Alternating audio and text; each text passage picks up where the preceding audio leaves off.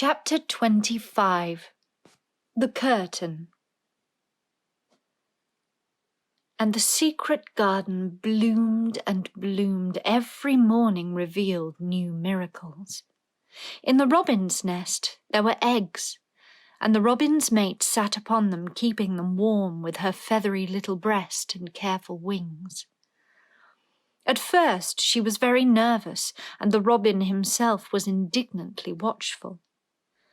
Even Dickon did not go near the close-grown corner in those days, but waited until, by the quiet working of some mysterious spell, he seemed to have conveyed to the soul of the little pair that in the garden there was nothing which was not quite like themselves, nothing which did not understand the wonderfulness of what was happening to them.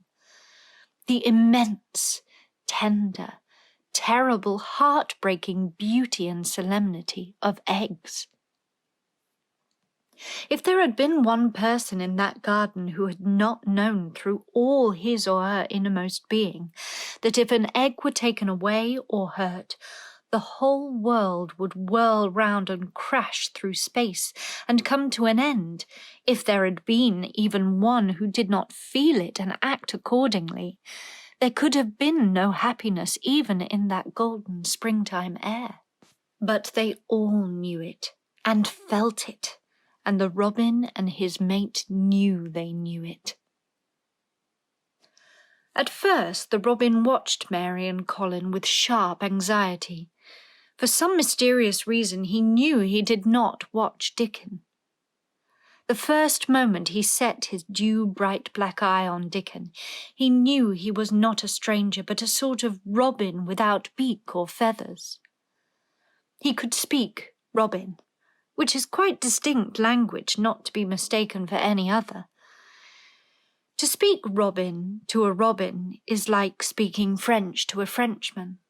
Dickon always spoke it to the robin himself, so the queer gibberish he used when he spoke to humans did not matter in the least.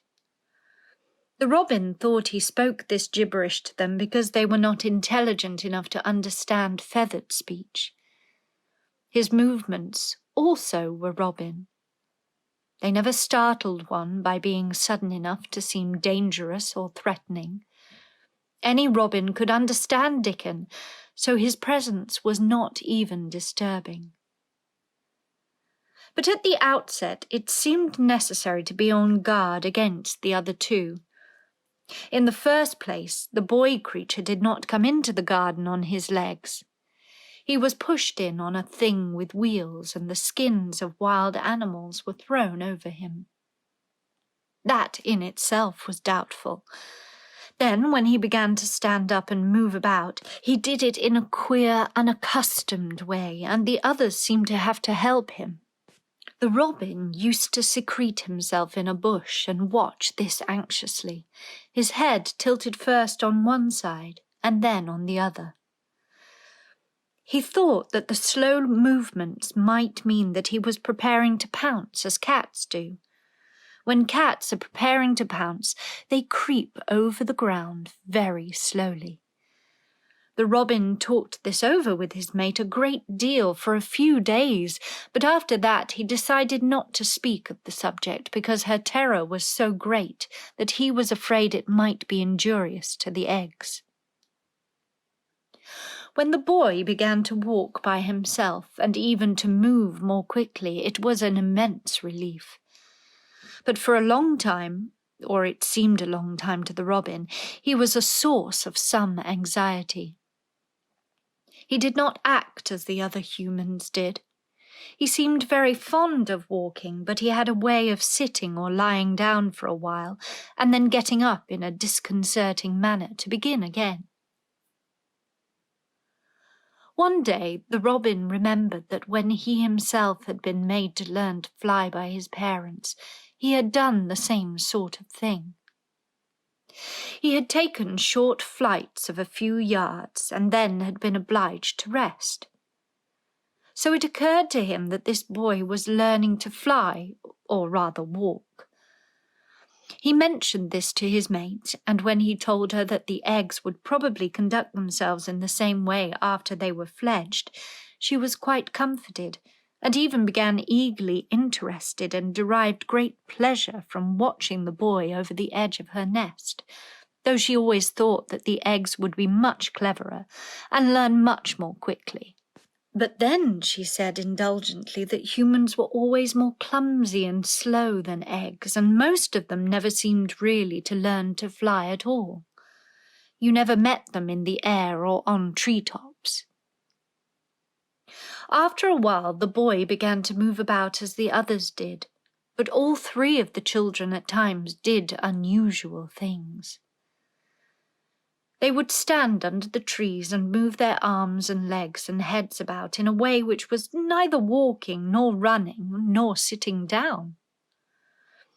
They went through these movements at intervals every day, and the robin was never able to explain to his mate what they were doing or trying to do. He could only say that he was sure that the eggs would never flap about in such a manner.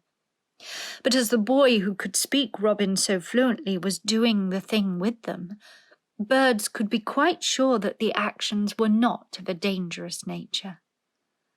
Of course, neither the robin nor his mate had ever heard of the champion wrestler Bob Howarth, and his exercises for making the muscles stand out like lumps. Robins are not like human beings. Their muscles are always exercised from the first, and so they develop themselves in a natural manner. If you have to fly about to find every meal you eat, your muscles do not become atrophied. Atrophied means wasted away through want of use. When the boy was walking and running about and digging and weeding like the others, the nest in the corner was brooded over by a great peace and content. Fears for the eggs became things of the past. Knowing that your eggs were as safe as if they were locked in a bank vault, and the fact that you could watch so many curious things going on made setting a most entertaining occupation. On wet days, the egg's mother sometimes felt even a little dull because the children did not come into the garden. But even on wet days it could not be said that Mary and Colin were dull. One morning when the rain streamed down unceasingly and Colin was beginning to feel a little restive, as he was obliged to remain on his sofa because it was not safe to get up and walk about, Mary had an inspiration.